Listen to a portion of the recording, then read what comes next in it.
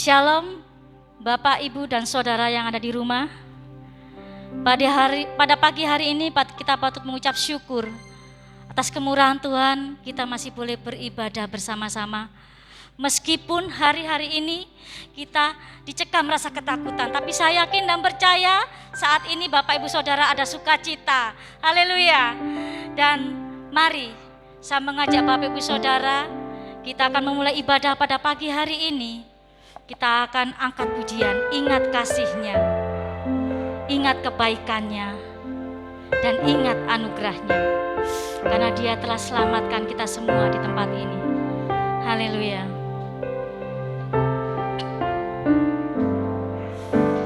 Ingat kasih-Nya, ingat kebaikannya,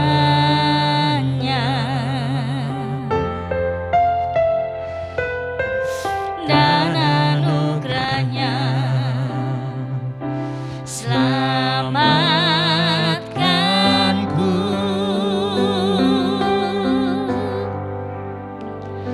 sebab kasih-Nya setinggi langit.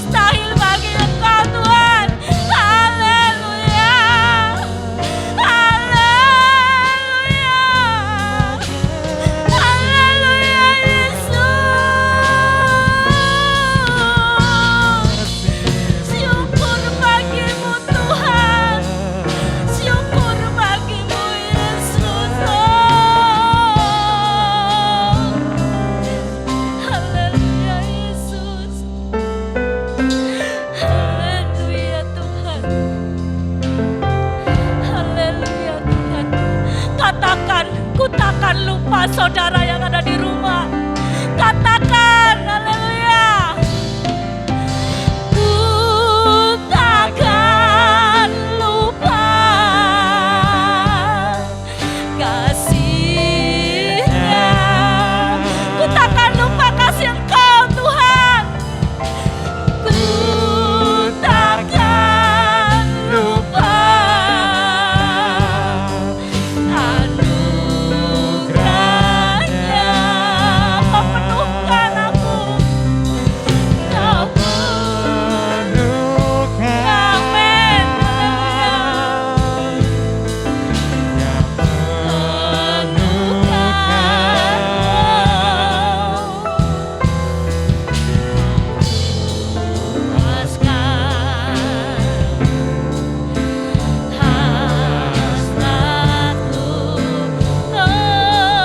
Ku takkan lupa. Ku takkan lupa kasih-Nya.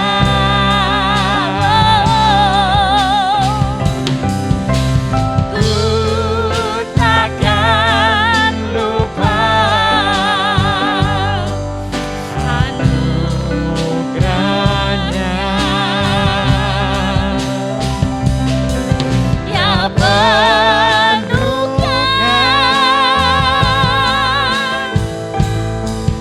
ya penuhkan,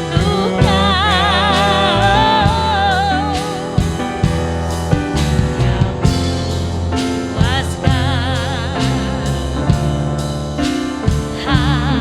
hasratku. Besar kasih Allah pada kita. Haleluya. Besar kasih Allah pada Kita Terima kasih Tuhan, besar kasih Allah. Besar kasih Allah pada kita. Terima kasih Tuhan, terima kasih Bapa, terima kasih Roh Kudus. Kalaupun pada pagi hari ini kami boleh beribadah di hadapan Engkau Tuhan, itu sesuatu yang luar biasa bagi kami Tuhan. Meskipun kami secara tidak bertatap muka Tuhan, tapi Kau mempunyai cara yang lain Tuhan buat kami boleh beribadah bersama-sama Tuhan. Kami yakin Tuhan, inilah petunjuk dari Engkau di mana kami boleh beribadah bersama-sama Tuhan. Meskipun kami tidak bisa bertatap muka Tuhan. Terima kasih Tuhan, terima kasih Tuhan, terima kasih Yesus. Kami akan memulai ibadah kami pada pagi hari ini di dalam nama Tuhan Yesus. Haleluya, amin. Sekali lagi shalom saudara. Shalom saudara yang ada di rumah. Shalom. Mengingat hari-hari ini yang cukup menakutkan bagi kita, tapi kita patut mengucap syukur kepada Tuhan kalau kita masih beribadah bersama-sama saudara. Saudara percaya bahwa Dia adalah Bapa, saudara percaya bahwa Dia adalah Raja. Dia akan melindungi kita dan memberikan keselamatan kepada kita. Ada amin saudara? Haleluya. Mari saya ingin mengajak saudara untuk kita bersorak-sorai memuji nama Dia, Sang Raja kita. Haleluya.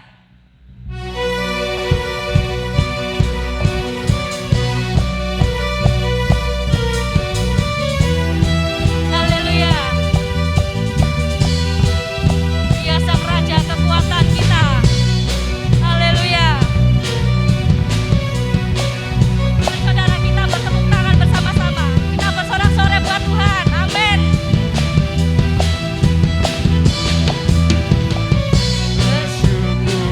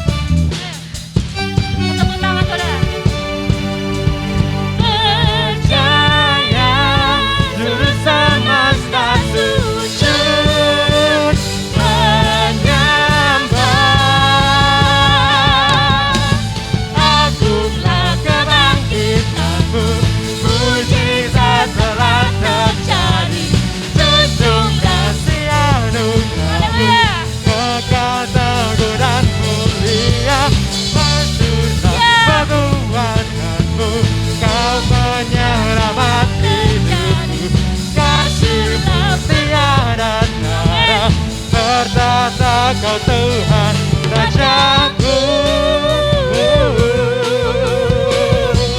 Haleluya. Haleluya. Beri kemuliaan bagi Tuhan, saudara. Haleluya. Amin. Puji nama Tuhan. Tibalah saatnya kita akan mendengarkan firman Tuhan. Marilah saudara, kita datang di hadapan Tuhan. Kita ungkapkan kerinduan kita terhadap Tuhan. Kita siapkan sepenuh-penuhnya hati kita buat Tuhan.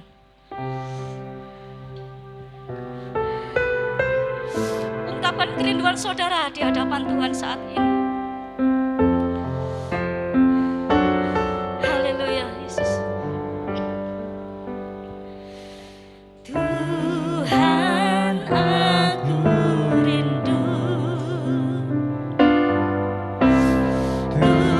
Tuhan, aku siap. Penuhi aku dengan roh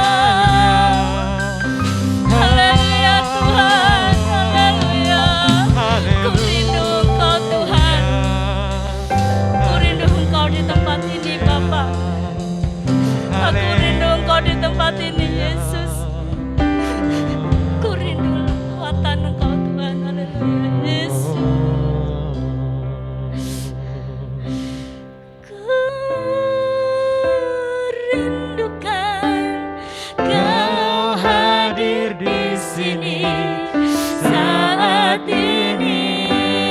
Tuhan, saya persilakan kepada hamba-Nya yang menyampaikan firman Tuhan. Rindukan Romo-Mu.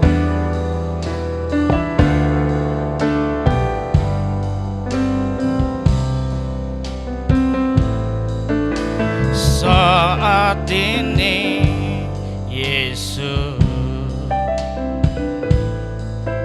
saat ini Tuhan. Terima kasih Bapa, pujian yang begitu dahsyat, urapan-Mu mengalir.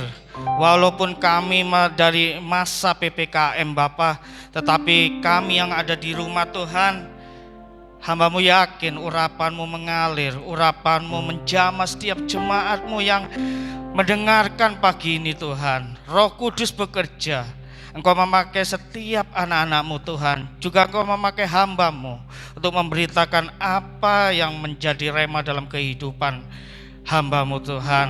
Tuhan, jadikan firman ini menjadi berkat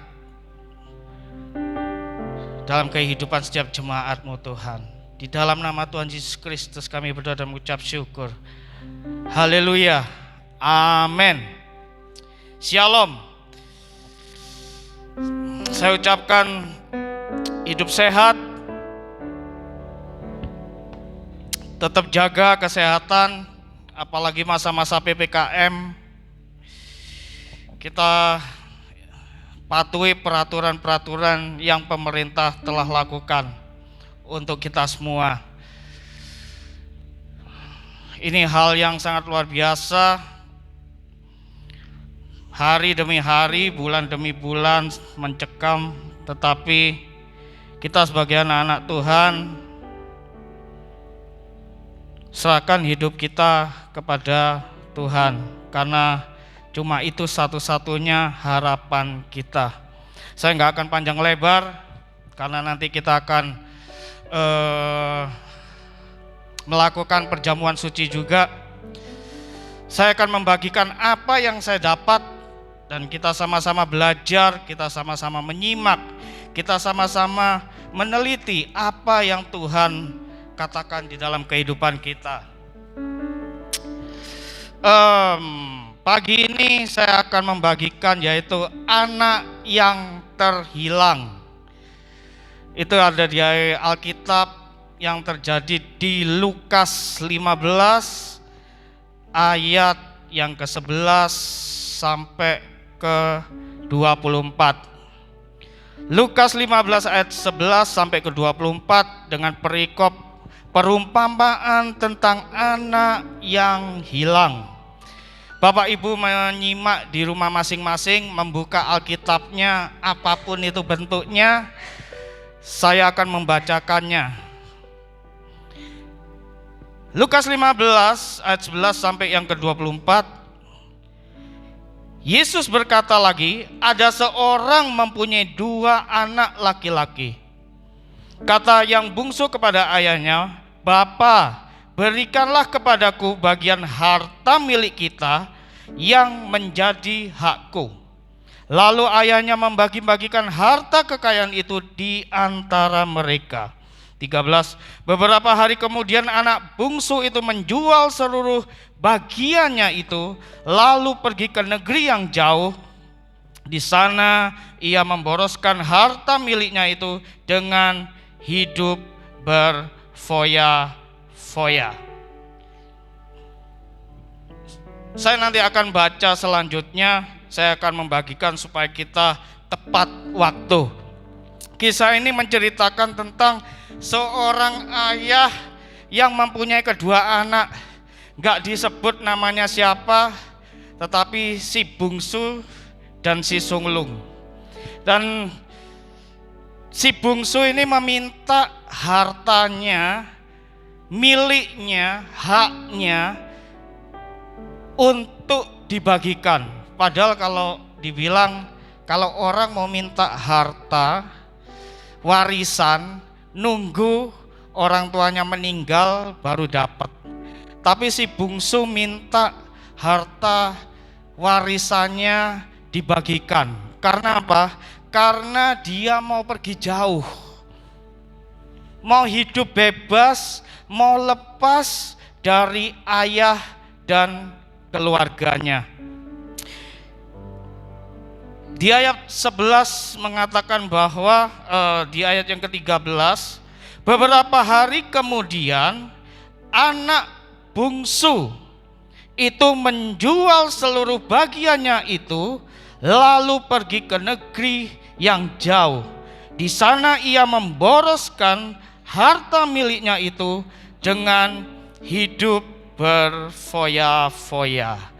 Ini saya katakan bahwa setiap keputusan yang akan kita pilih dalam hidup kita saat ini itu akan menentukan apa yang akan terjadi di masa depan.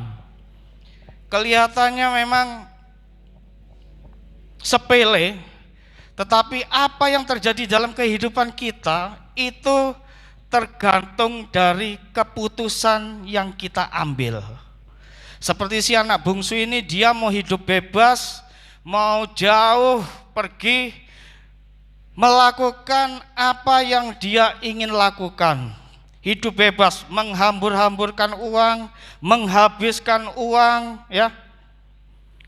Dan apa yang terjadi? Bapak Ibu pasti sudah mendengarkan atau membaca firman ini, dan saya akan lanjutkan. Terjadilah suatu habis total. Jadi saya mau katakan sekali lagi, setiap keputusan yang akan kita pilih dalam hidup kita sehari-hari ini, itu yang akan menentukan yang akan terjadi di masa depan. Di ayat 11 sampai 16, saya lanjutkan di ayat yang ke-14. Setelah dihabiskan semuanya, timbullah bencana kelaparan di dalam negeri itu, dan ia pun mulai melarat. Lalu ia pergi dan bekerja pada seorang majikan di negeri itu. Orang itu menyuruhnya ke ladang untuk menjaga babinya. Ayat ke-16, lalu ia ingin mengisi perutnya dengan ampas yang menjadi makanan babi itu, tetapi tidak seorang pun yang memberikannya kepadanya. Apa yang dipilih oleh si bungsu ini, dia sudah mendapatkannya. Dia sudah melakukan apa yang diinginkan dari kehidupan si bungsu. Dan sampai terjadilah apa? Kemelaratan. Habis uang, kota itu akhirnya apa? Bangkrut. Bencana kelaparan datang di tempat di mana dia berpijak. Sampai-sampai apa? Ia pergi bekerja pada majikan untuk apa? Menjaga babi-babi. Ya. Padahal kehidupannya udah enak sama orang tuanya, tetapi dia ingin bebas. Karena apa? Keputusan yang diambil itu adalah penentuan di mana resiko yang akan dihadapi. Oleh sebab itu, pilihlah ya Bapak Ibu Saudara, pilihlah yang benar, bukan apa yang menyenangkan diri kita sendiri. Jangan sampai terjadi seperti si bungsu ini. Sampai-sampai kalau dilihat dari ceritanya, dia mau makan ampas daripada makanan babi. Orang pengemis pun belum tentu makan sampai kepingin makan ampase babi ya. Ini dia karena udah jatuh kelaparan, gak punya uang, mau makan gak bisa. Akhirnya di ladang dia ngelihat sampai iri. Bukan manusia yang diirin, babi. Makanan babi kepingin dimakan juga.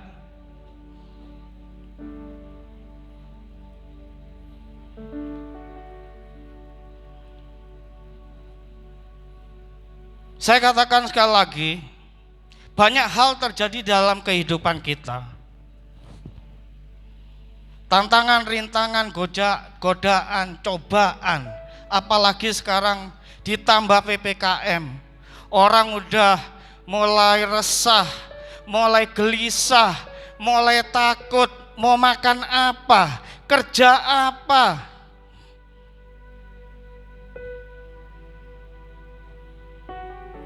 Saya katakan sekali lagi, kita tidak perlu jatuh untuk dapat belajar. Kebanyakan orang jatuh dulu baru mau belajar. Saya bilang kasep. Tapi kebanyakan orang memang termasuk saya maunya jatuh dulu, maunya ngalami cobaan dulu baru mau belajar.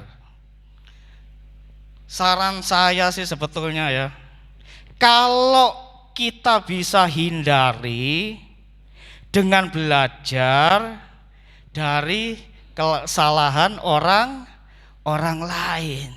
Jadi jangan sampai mengalami dulu baru belajar. Tetapi kita lihat situasi di dalam lingkungan kita, komunitas kita, keadaan rumah tangga kita. Ketika kita mengalami kesalahan, ya, kelemahan, kekurangan, di situ kita harus siap untuk belajar. Supaya apa? Enggak sampai ngerasa no. Di ayat 17 saya sambung sekali lagi. Lalu ia menyadari keadaannya si bungsu. Katanya, betapa banyaknya orang upahan Bapakku yang berlimpah-limpah makanannya, tetapi aku di sini mati kelaparan. 18, aku akan bangkit. Oh enggak, saya lanjutkan nanti. Di ayat 17 ini dia menyadari keadaannya di tengah-tengah masa sukar. Kelaparan, ketakutan, kemiskinan. Apalagi zaman PPKM ini kita merasa resah, khawatir. Kerja apa ya? Daganganku kok enggak laku-laku ya? Utangku belum ketutup dan lain sebagainya. Akhirnya apa?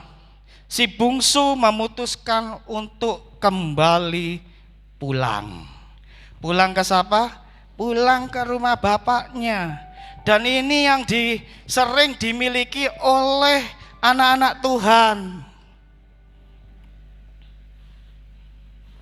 Karakter si bungsu ini sering kita miliki. Ketika kita kuat, kita melakukan apa yang menurut kita bebas. Kadang-kala kita nggak memikirkan dengan apa yang telah Tuhan lakukan, apa yang telah Tuhan berikan.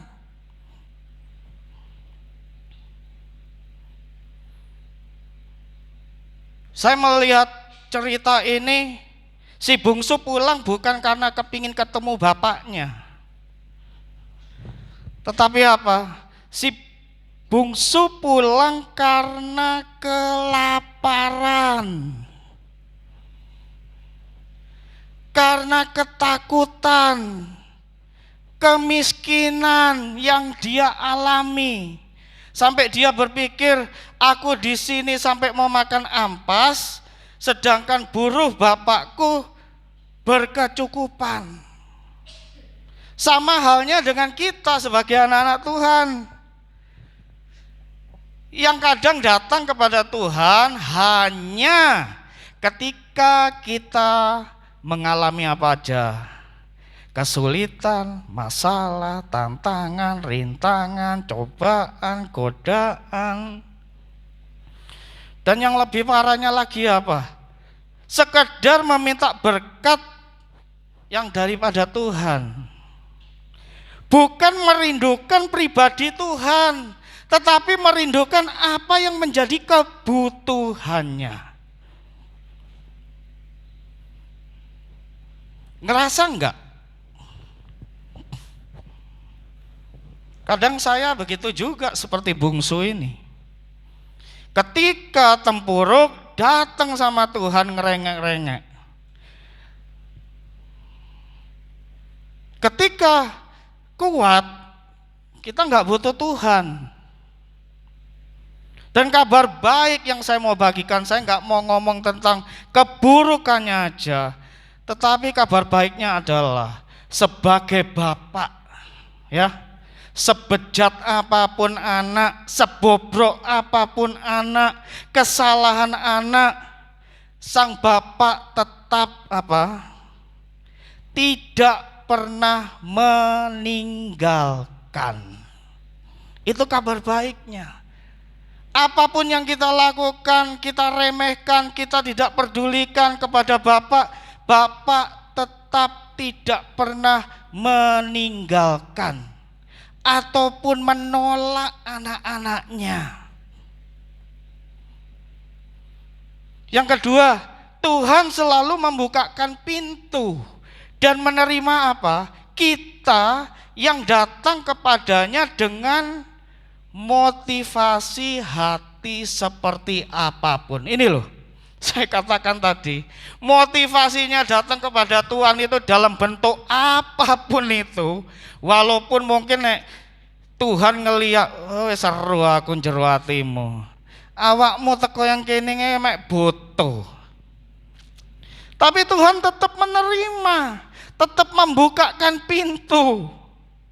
Nek saya sing jadi Tuhan, mulai yo kon le gawe perkara tok. Tapi enggak, Tuhan enggak kayak saya. Dikatakan bahwa Tuhan selalu membukakan pintu dan menerima kita dengan apa adanya. Dikatakan bahwa dengan motivasi apapun Tuhan tetap menerima. Yang ketiga, kabar baik. Kasih manusia itu terbatas. Ya.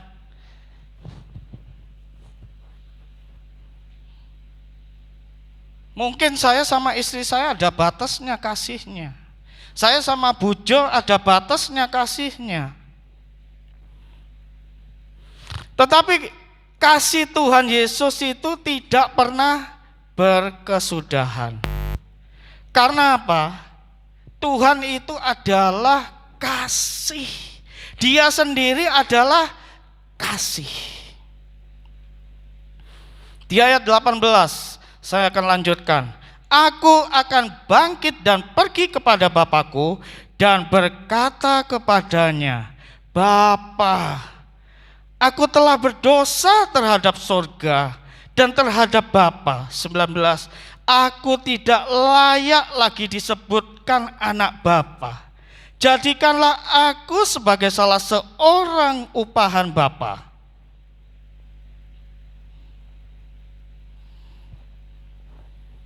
Keputusan yang diambil oleh si bungsu ini sangat benar. Karena apa? Dia tahu sebobrok apapun yang dia lakukan, ketika dia kembali ke rumah bapaknya nggak mungkin akan ngusir. Mau jahatnya kayak apa, mau bikin kesel sampai stroke, ya. Tapi ketika anaknya pulang meminta maaf,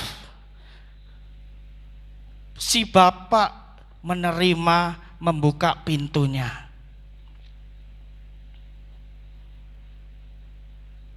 Kepada siapa? Si bungsu. Ada dua hal yang saya akan bagikan, persiapkan ketika kita bertemu Bapak. Ketika kita mengalami hal seperti yang dilakukan oleh si bungsu ini, persiapkan hati kita. Ya, ketika kita mau ketemu sama Bapak itu apa yang harus disiapkan? Yang pertama, siapkan kata-kata. Ayat 20-21 saya akan bacakan. Bapak Ibu di rumah menyimak. Maka bangkitlah ia dan pergi kepada bapaknya. Ketika ia masih jauh, ayahnya telah melihatnya. Lalu tergeraklah hatinya oleh belas kasihan. Ayahnya itu berlari mendapatkan dia, lalu merangkul dan mencium dia. Ayat 21, kata anak itu kepadanya, Bapa, aku telah berdosa terhadap sorga dan terhadap Bapa. Aku tidak layak lagi disebutkan anak Bapa. Si bungsu mempersiapkan kata-katanya. Apa nanti yang akan mau dikatakan kepada bapaknya? Hal yang kita perlu persiapkan untuk kita menghadap kepada Bapak. Datanglah dengan hati yang jujur, bukan dengan motivasi, bukan dengan keinginan apa yang ada di otak kita, tetapi apa? Datang dengan hati yang jujur. Ketika anak ini jalan dari jauh, bapaknya ngeliat dari jauh, dia menyambut, lari, datengin anak itu. Kalau dilihat kebobrokannya, aduh, saya nek jadi orang tua, wes mungkin sama seperti yang sulung. Jok mulai kon le. Tetapi apa? Bapak tetap tidak pernah meninggalkan. Si anak ini, si bungsu ini datang dengan hati yang jujur, tulus, dan terbuka kepada bapaknya. Jadi beban kita, masalah kita, ketakutan kita, keraguan-raguan kita, ya, datang sama Tuhan, siapkan kata-kata untuk ketemu sama Bapak, ngomong dengan jujur, tulus, terbuka.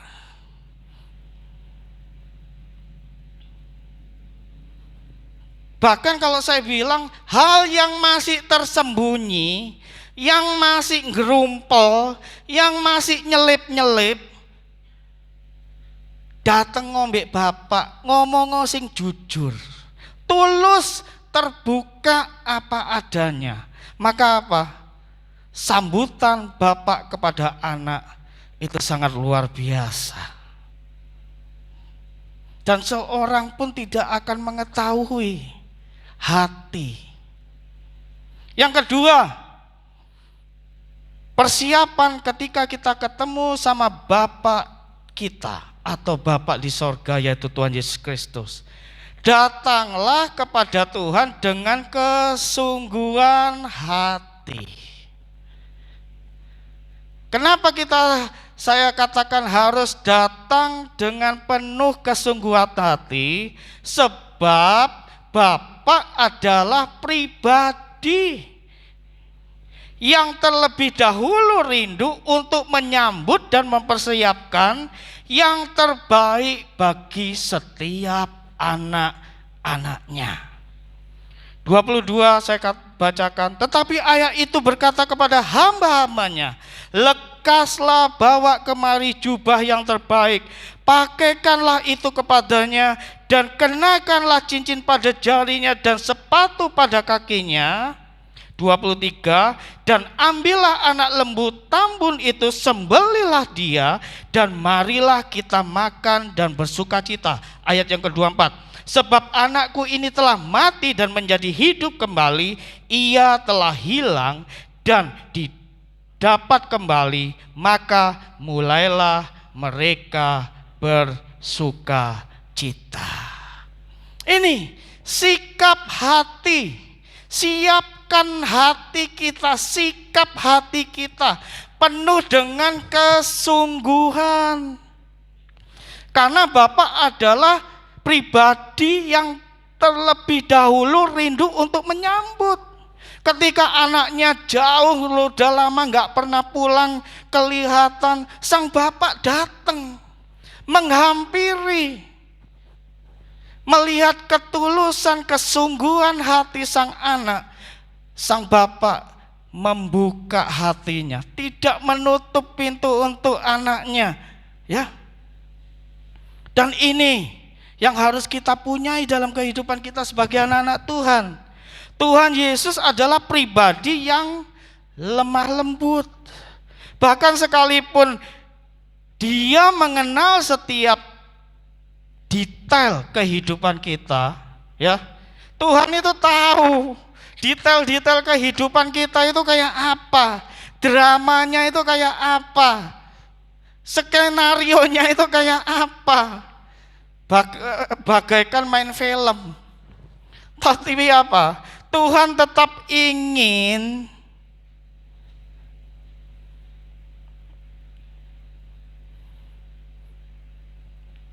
kita mengizinkan untuk Tuhan masuk di dalam kehidupan kita, mengetuk setiap hati kita. Saya pas ngelakuin firman ini merinding saya. Begitu parah si bungsu, menghabiskan dengan foya-foya, datang bukan karena kepingin ketemu bapak, tapi kepingin apa? Karena kelaparan. Tetapi ya itu tadi saya katakan bahwa Tuhan Yesus adalah pribadi yang lemah lembut. Walaupun Tuhan sudah tahu motivasi kita, kebobrokan kita, tetapi Tuhan tetap mengizinkan supaya kita membuka pintu hati kita. Bapak Ibu bisa baca Lukas 15 ayat 11 sampai 30. Itu cerita yang sangat luar biasa. Dan ketika sang si bungsu kembali, perlakuan sang bapak kepada si bungsu begitu luar biasa. Ada kecemburuan. Si sulung apa? Pak, aku sudah lama bersama dengan engkau. Aku mau berpesta-pesta dengan teman-teman kami, tapi kamu nggak pernah ngasih aku sesuatu untuk pesta. Saya katakan, bedanya sama yang bungsu dengan yang sulung ada bedanya enggak? Enggak ada bedanya. Si sulung sudah bersama-sama dengan bapaknya sekian tahun, sekian lama, tetapi enggak mengenal pribadi bapaknya. Dia cuma membutuhkan apa yang menjadi kebutuhannya. Saya katakan si sulung juga anak yang terhilang. Karena apa? Enggak mengenal pribadi bapaknya. Yang dilakukan hanya apa? Berfokus pada tanggung jawab dan menikmati waktu bersama bapaknya. Nah ini ya, kalau saya katakan kita udah datang sama Tuhan, tetapi dengan motivasi berbagai macam banyak motivasi, kita nggak jauh beda antara bungsu dan si sulung. Kita harus mengenal Bapak dengan benar, dengan sungguh-sungguh, dengan hati yang tulus. Karena apa? Termasuk saya hanya berfokus pada tanggung jawab yang telah diberikan, tanpa menikmati waktu bersama Bapak. Kita berdoa dengan rutinitas, gak menikmati berkomunikasi dengan Tuhan. Kita datang rajin ke gereja, datang cuma untuk ketemu satu sama lain, tapi gak dengerin firman Tuhan. Hal yang harus kita lakukan ketika memiliki identitas sebagai seorang anak ialah apa? Membangun hubungan dengan Bapa. Itu hal yang harus kita lakukan.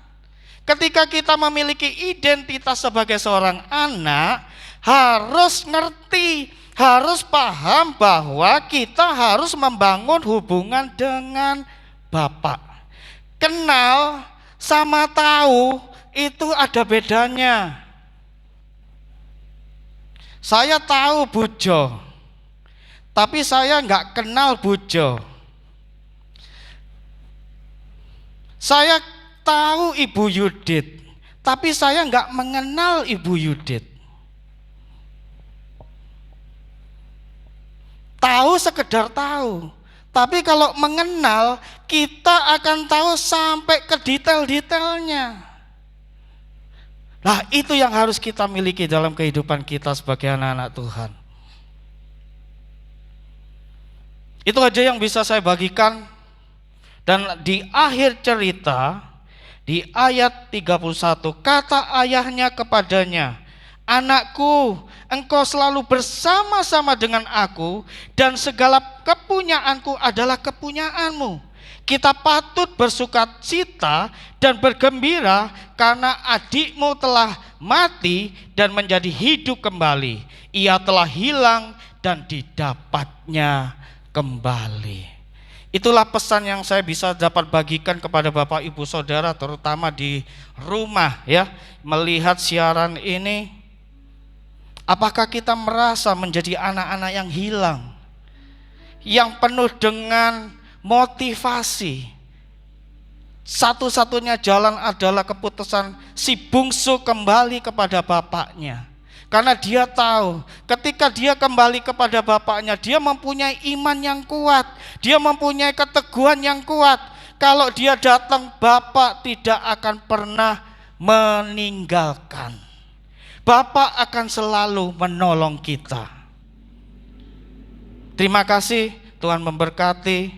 Kita tutup dalam doa, dan mimbar di perjamuan suci akan saya serahkan kepada Ibu Gembala. Terima kasih Bapak. Sedikit banyak yang kami dengar Tuhan, apa yang telah Engkau utarakan Tuhan.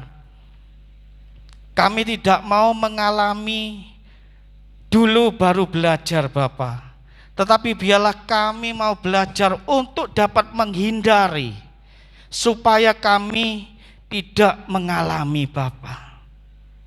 Ampuni kami, berikan kekuatan, berikan rasa hati kami untuk kembali, untuk mengatakan sejujurnya dengan ketulusan hati kami, supaya Tuhan, karena Engkau adalah pribadi yang selalu menolong kehidupan setiap anak-anak Tuhan. Terima kasih Bapa, terima kasih Roh Kudus, terima kasih Tuhan. Izinkan Tuhan, biarlah kami mau membuka hati kami, supaya Engkau masuk di dalam kehidupan kami, sehingga Engkau memberikan yang terbaik bagi kehidupan kami semua. Hanya di dalam nama Tuhan Yesus Kristus kami berdoa dan mengucap syukur. Haleluya. Amin.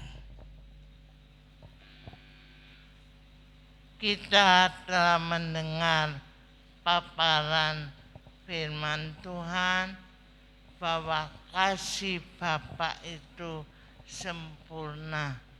Sekalipun kita sebagai anak-anak sering jauh dari Bapa, tidak mengerti hati Bapa, tapi Bapa itu punya kasih yang sempurna. Belajar mengerti hati Bapa yang sudah memberikan putranya yang tunggal untuk mengasihi kita dengan segenap hati, menebus dosa aib kita. Kita akan masuk dalam perjamuan kudus.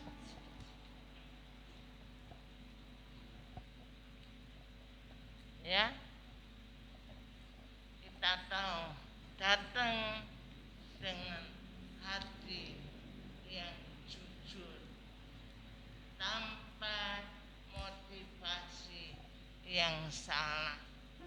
sekalipun kita nggak setia, Dia Allah yang tetap setia.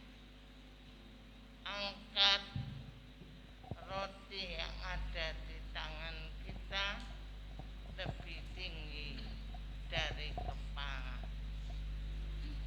Menghargai, mengenal kasih Bapa yang sering kita salah gunakan di dalam pengiringan kita kepada Tuhan. Seringkali cuma ingin berkatnya, tapi tidak mau mengenal hati Bapa. Tuhan, ampuni kami. Ampuni kami di tengah-tengah PPKM ini. Kami belajar mengerti hati Bapa. Tidak salah keputusan kami di dalam mengambil tindakan agar kami tidak gagal dalam menghadapi hari-hari yang semakin jahat ini. Kami terlalu membuat hati Bapa menangis. Iralah wacana. Sadarkan kami, mengenal hati-Mu sedalam-dalamnya. Tidak hanya karena lapar, kami baru dari Yesus. Padahal Yesus menyediakan segalanya. Inilah bukti kasih Bapa, memberikan putranya yang tunggal mati di bukit Golgota. Tubuhnya dipecahkan bagi kita. Darahnya mengalir menghapus dosa kita, supaya kita mengenal hati Bapa. Bapak Ibu yakin dipersekutukan dengan tubuh Kristus. Mari kita makan dengan percaya.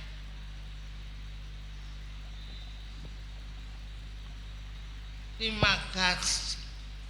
Terima kasih. Engkau rela mati, rela menderita.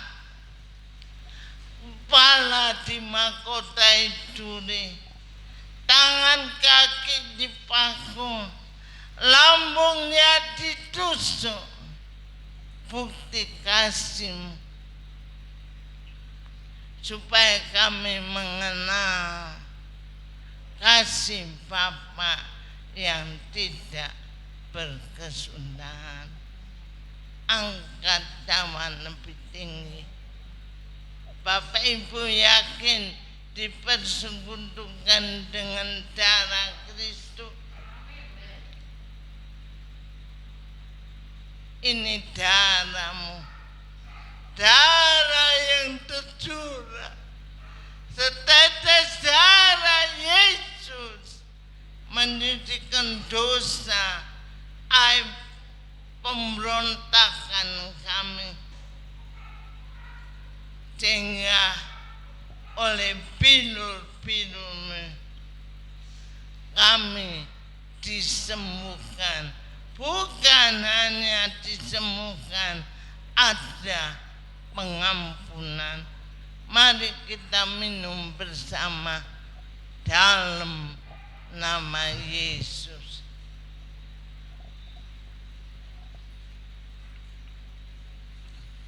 Kirala macikura maciana mararama. Kirala macina umaya. Ajari kami bukan ketika kesusahan datang kami mau belajar mengenal Engkau, tetapi biarlah kami mengerti kehendak-Mu dalam hidup kami. Terima kasih buat pengorbanan-Mu yang luar biasa. Roh Kudus, Engkau hadir di tengah kami. Engkau melihat kami, Engkau melihat anak-anak-Mu yang banyak terpapar karena virus corona. Mereka banyak yang tidak bisa bekerja, makan pun kurang. Tuhan, ampuni kami karena kami kurang menghargai dan sungguh-sungguh mencari Engkau. Biarlah dengan apa yang terjadi hari-hari ini, semakin kami dekat dan mau mengerti rancangan Tuhan yang indah dalam hidup kami. Ampuni kami, biarlah lewat kebenaran firman kami diingatkan kembali kepada rancangan Allah yang indah. Karena rancangan Tuhan bukan rancangan kecelakaan, tetapi rancangan masa depan yang cerah. Terima kasih yang sakit di rumah sakit, yang isolasi di rumah, Tuhan jamah. Kami percaya kebenaran firman-Mu mengingatkan kami, ingat kasih-Nya, ingat kebaikannya yang tidak pernah habis-habisnya.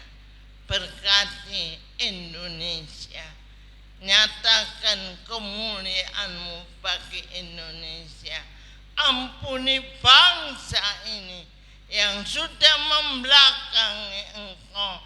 Ampuni anak-anak Tuhan supaya kembali kepada rancangan Allah yang indah, agar kami memiliki masa depan yang cerah. Berkati Indonesia, Presiden kami, TNI, Polri, dan semua jajarannya, mulai dari wali kota, gubernur, bupati, kepala desa, sampai kepada RT RW. Berkati kami dan ampuni dosa kesalahan kami. Angkat tangan-Mu, Bapak, berkati kami yang sudah mengikuti ibadah ini, sekalipun tanpa tatap muka, tapi kami tahu Tuhan hadir. Hati-hati yang mau menghargai Engkau dipulihkan di dalam nama Yesus.